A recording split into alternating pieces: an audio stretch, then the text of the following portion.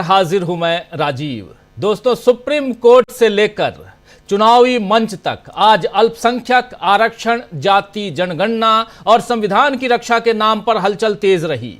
आज राहुल गांधी झारखंड में चुनाव प्रचार के लिए पहुंचे थे, जहां उन्होंने बीजेपी की आदिवासियों और अल्पसंख्यकों के विरोध वाली राजनीति से जनता को आगाह किया। आइए जरा सुन लेते हैं। राहुल गांधी सीधे आज पहली दफा चुनाव की घोषणा के बाद आज पहुंचे थे झारखंड, और झारखंड में इन्होंने बीजेपी की रणनीतियां और खासकर जो कुछ कर रही है उसकी जो राजनीति है उससे जनता को आगाह किया है। सुनिए जरा। जो आज देश में लड़ाई चल रही है वो दो विचारधाराओं के बीच में चल रही है। एक तरफ इंडिया गठबंधन, कांग्रेस पार्टी, जेएमएम, बाकी पार्टियां, और दूसरी तरफ बीजेपी, आरएसएस और उनके साथ जो लोग खड़े हैं।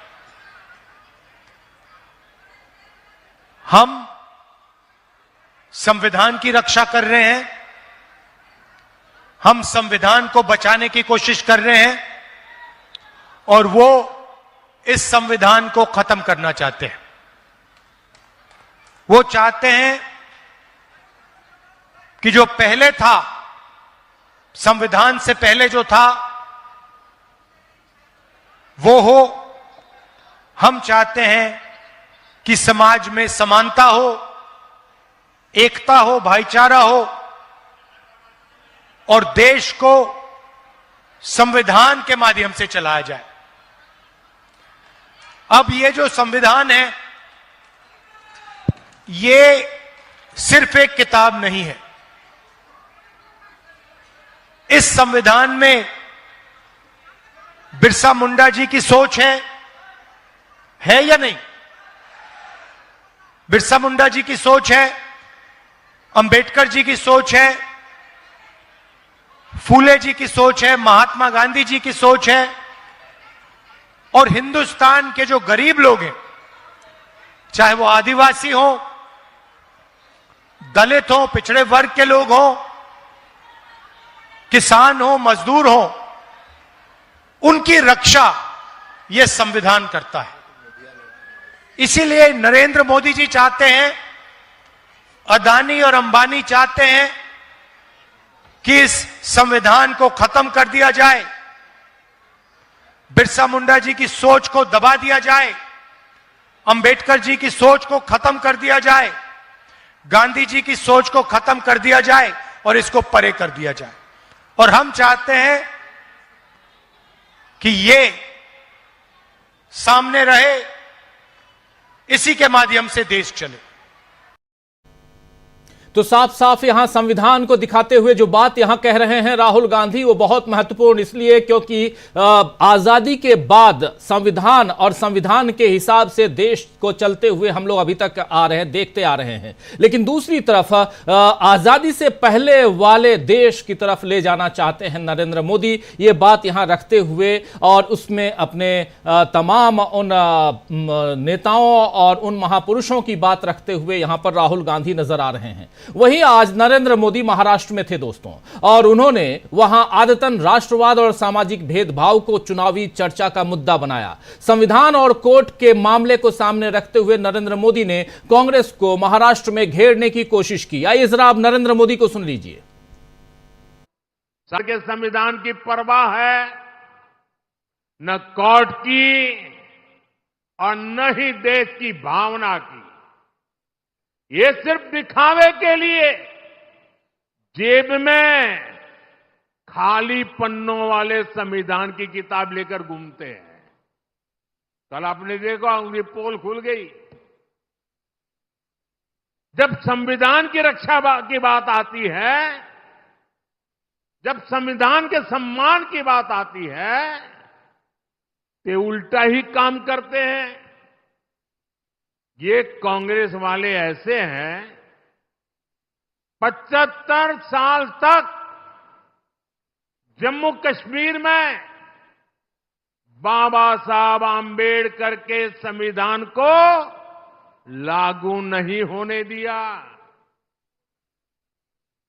75 साल तक देश में एक संविधान नहीं था। जम्मू कश्मीर का संविधान अलग था, वो बाबा साहब आम्बेडकर वाला नहीं था। और ये पाप कांग्रेस का था। कांग्रेस ने आर्टिकल 370 की ऐसी दीवार बना दी थी कि बाबा साहब आम्बेडकर का संविधान वहां घुस ही नहीं सकता था।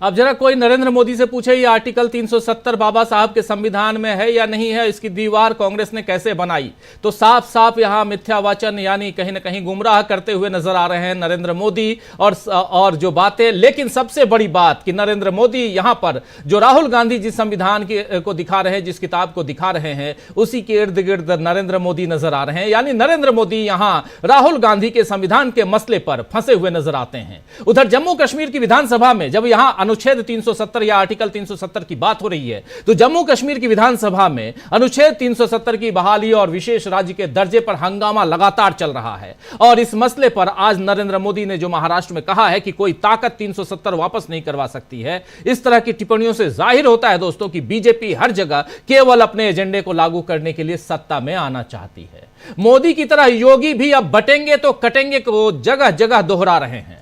लेकिन अजीत पवार ने, जी हां, अजीत पवार ने जो उन्हीं के साथी हैं एनसीपी अजीत पवार गुट, उसने इस मसले पर साफ साफ कह दिया है कि यह नारा महाराष्ट्र में नहीं चलेगा, क्योंकि यह शिवाजी महाराज, ये अंबेडकर और यह महात्मा फुले की धरती है, महाराष्ट्र उत्तर प्रदेश नहीं है। अजीत पवार ने साफ कहा है कि दूसरे राज्यों से महाराष्ट्र की तुलना बिल्कुल ना करें। इस बयान से पता चलता है दोस्तों कि महायुति में यानी एनडीए में अब भयंकर घमासान मच चुका है। यह बात मैं इसलिए कह रहा हूं क्योंकि आज अजीत पवार ने यह भी कह दिया है कि मोदी उनके लिए प्रचार करने बारामती नहीं आएंगे।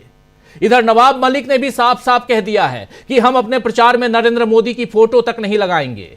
एनसीपी जिस तरह बीजेपी से किनारा कर रही है, उसके दो मतलब निकलते हैं दोस्तों। या तो अजीत पवार ने मान लिया है कि इंडिया गठबंधन जीत रहा है और इसीलिए उन्होंने बीजेपी से दूरी बनाना शुरू कर दिया है, या फिर मोदी अब जीत की गारंटी नहीं रहे तभी उनका चेहरा पोस्टर में नहीं रहेगा। इन सब के बीच एक बात और यह भी है कि शिंदे गुट के भी कई नेता अब अजीत पवार के सुर में सुर मिला रहे हैं, नवाब मलिक के सुर में सुर मिला रहे हैं। यानी महाराष्ट्र में जबरदस्त घमासान मचा हुआ है।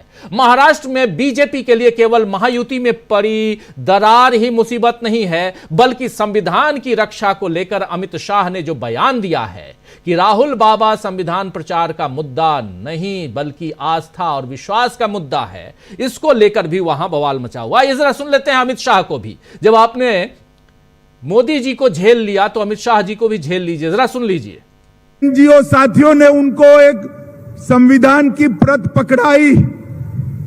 संविधान प्रचार का मुद्दा नहीं है राहुल बाबा, संविधान फेथ है, विश्वास का मुद्दा है। संविधान के नाम पर वोट मांगते हो और जालसाजी करते हैं लोग। आज महाराष्ट्र में एक सभा में संविधान की प्रतियां बांटी। तो सुन रहे थे आप यहां संविधान के मसले पे। आप देखिए एक तरफ राहुल गांधी जैसे ही संविधान की किताब जो है वो लहराना शुरू करते हैं, लाल किताब, ये वाली किताब जरा मैं भी दिखा देता हूं, ये वाली किताब, ये जैसे ही राहुल गांधी, देखिए वही किताब है बिल्कुल सेम टू सेम।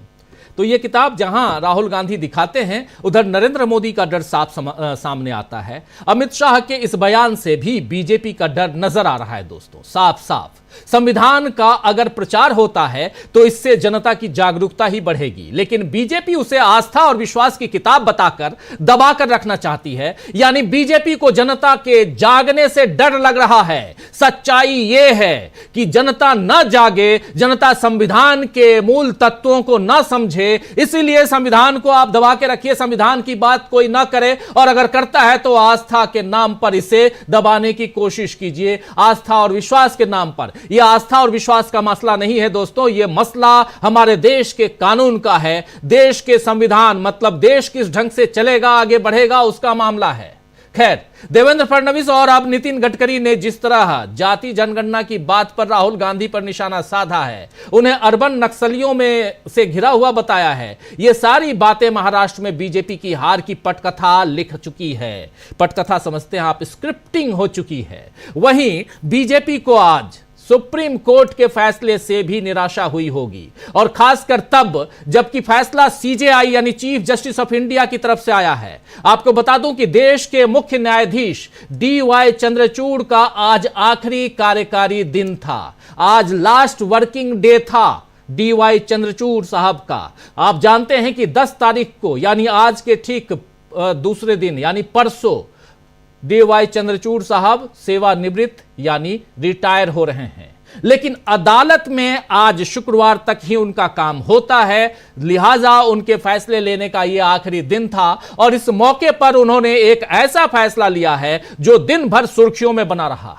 जी हां, बिल्कुल आप सही समझ गए होंगे, बात मैं अलीगढ़ मुस्लिम यूनिवर्सिटी की कर रहा हूं। अलीगढ़ मुस्लिम यूनिवर्सिटी को अल्पसंख्यक संस्थान का दर्जा मिलेगा या नहीं मिलेगा, इस पर आज सीजेआई के नेतृत्व में 7 जजों की पीठ ने बहुमत से फैसला लिया और 1967 यानी 1967 में लिए गए सुप्रीम कोर्ट के फैसले को पलटते हुए कहा है सीजेआई ने कि अलीगढ़ मुस्लिम यूनिवर्सिटी एक अल्पसंख्यक संस्थान है।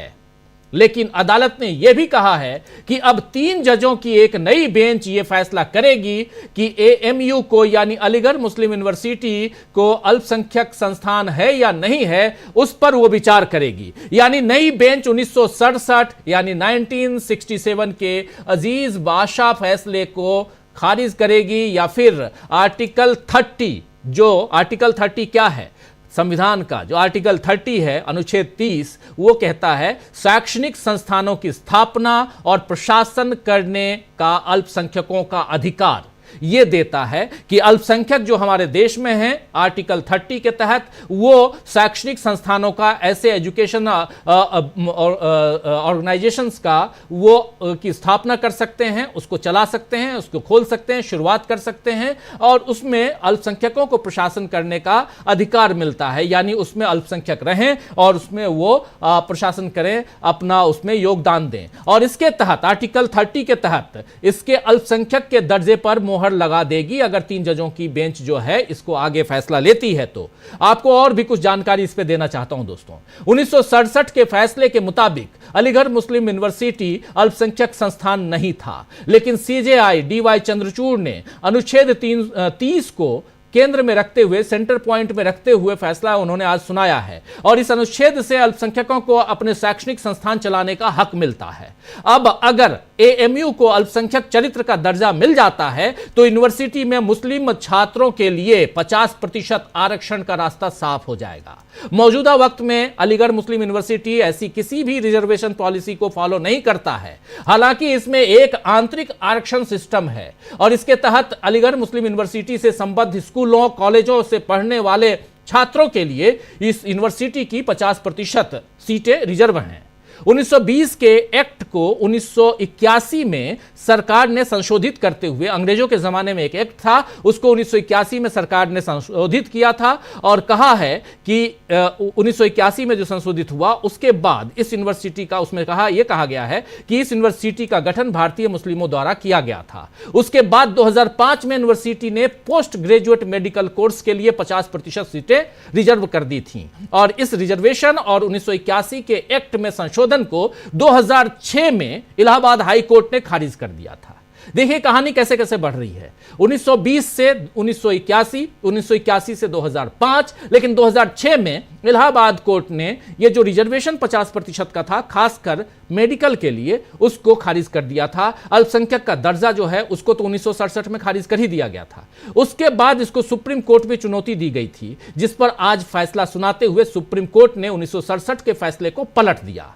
पहले मदरसा बोर्ड एक्ट, फिर बुलडोजर कार्रवाई पर 25 लाख का जुर्माना, और आज एएमयू पर सुनाए गए फैसले बीजेपी के लिए मुसीबतों की हैट्रिक साबित हो सकते हैं दोस्तों, क्योंकि एक के बाद एक पिछले 3 दिनों में 3 ऐसे फैसले जो बीजेपी के खिलाफ गए हैं, ये मुसीबतों की हैट्रिक हो सकती है बीजेपी के लिए, क्योंकि बीजेपी किसी भी तरह अपने सांप्रदायिक एजेंडे को लागू करवाने में जुटी हुई है और ऐसे फैसले उसकी मुहिम को रोक रहे हैं। इंडिया गठबंधन भी लगातार इसी कोशिश में है कि उस मुहिम को रोका जाए। झारखंड में हेमंत सोरेन के बाद तेजस्वी यादव ने भी एनडीए के हारने की भविष्यवाणी कर दी, लेकिन उसके अलावा जरा ठहरिए और आपको एक बात और बता दूं कि आज 8 नवंबर है, याद है ना 8 नवंबर अभी से लगभग 45 मिनट बाद नरेंद्र मोदी अवतरित होते हैं टेलीविजन चैनल पे और कहते हैं कि आज रात 12 बजे से 500 और 1000 रुपए के नोट लीगल टेंडर नहीं रहेंगे। ये भाषण याद है आपको?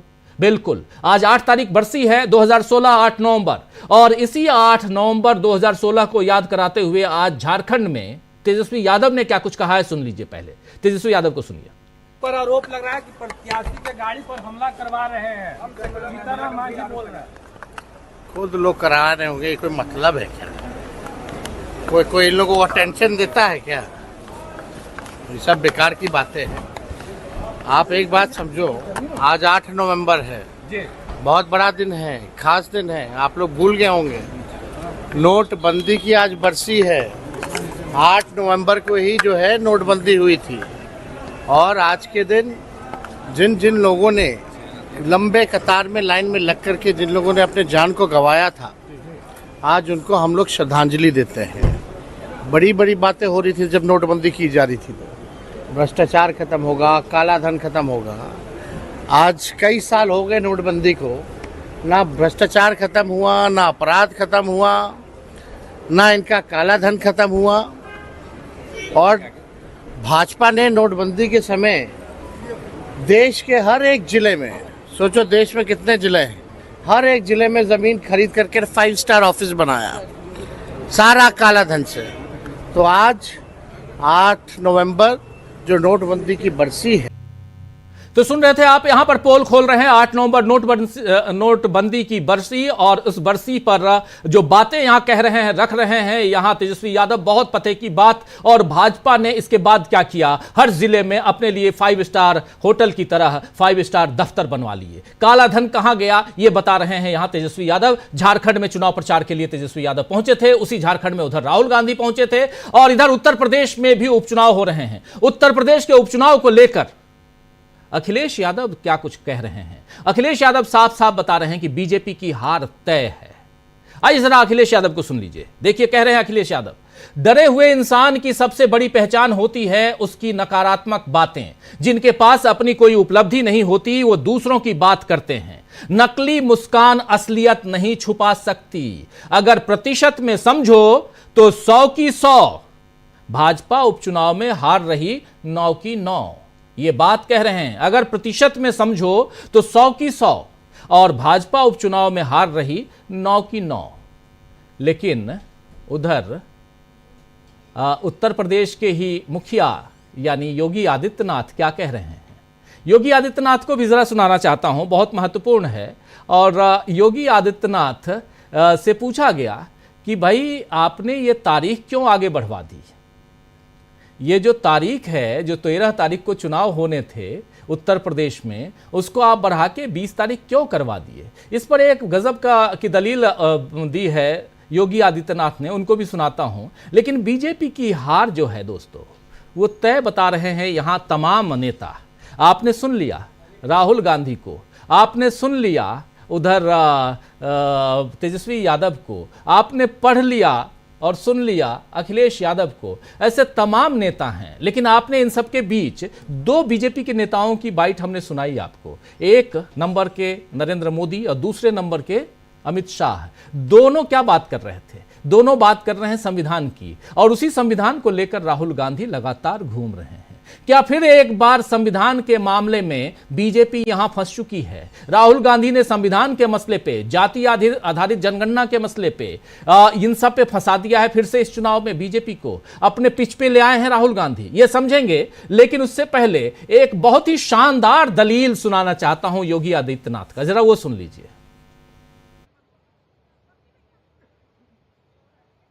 आपने देखा होगा ये चुनाव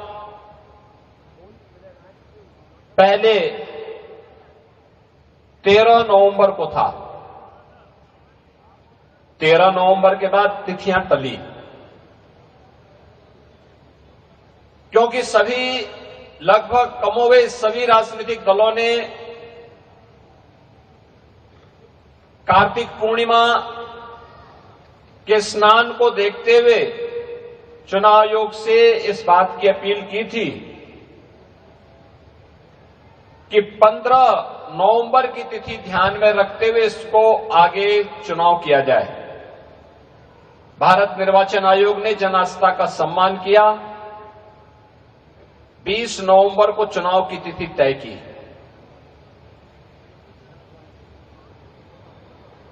अक्सर होता है, अगर चांद नहीं दिखाई देता तो ईद की तिथि बदल दी जाती है, सरकार छुट्टी उसी प्रकार से घोषित करती है। ऐसे ही गुरु पर्व के बारे में भी होता है, तब विरोध नहीं होता है। लेकिन जब हिंदू आस्था के प्रतीक किसी पर्व की तिथि, पर्व के महत्व को देखते हुए एक संवैधानिक संस्था के द्वारा तिथि में परिवर्तन किया गया, तो बहनों और भाइयों, जनता जनार्दन ने तो खुशी मनाई। बहुत दुखी मन से ऐसी बातें कर रहे हैं यहाँ योगी आदित्यनाथ जी। ये जब बातें सांप्रदायिक भेदभाव, ईद बकरीद और उसमें चांद दिखे तब आगे बढ़ा देते हैं, ये सारी चीज़ें कर रहे हैं। तो वैसे तो दिवाली भी इस बार 2 दिन मनाई गई, ये बात भी कर देते, बता देते। खैर, यहाँ मैं इसको उस पिच पे नहीं ले जाना चाहता हूँ, इस डिबेट को, इस चर्चा को, जिस पिच पे नरेंद्र मोदी खुद जाके भटक चुके हैं, उनकी पार्टी भटक चुकी है, अमित शाह भटक चुके हैं, योगी आदित्यनाथ भटक चुके हैं और जनता भटक रही है, उनके इर्द गिर्द जो घूम रही है। उस पिच पे नहीं ले जाना चाहता हूं इस चर्चा को। चर्चा ये जरूरी है, संविधान के इर्द गिर्द रखे तो ज्यादा अच्छा है। और उसी संविधान के इर्द गिर्द आज डीवाई चंद्रचूड़ ने जो फैसला दिया है, उस फैसले को आपने सुन लिया, आपने कल के फैसले को भी सुन लिया, आपने परसों जो दिए गया फैसला उसको भी सुन लिया। लगातार फैसले, उसकी हैट्रिक, उसमें फंसी हुई बीजेपी, और इधर नरेंद्र मोदी और अमित शाह, योगी आदित्यनाथ, उनके तमाम नेता संविधान के इर्द गिर्द फंसे हुए। क्या इन सब के बीच फंसे हुए बीजेपी को अपने एजेंडे को लागू करवाने में वो कामयाबी मिलेगी? ये बड़ा सवाल है। क्या उसे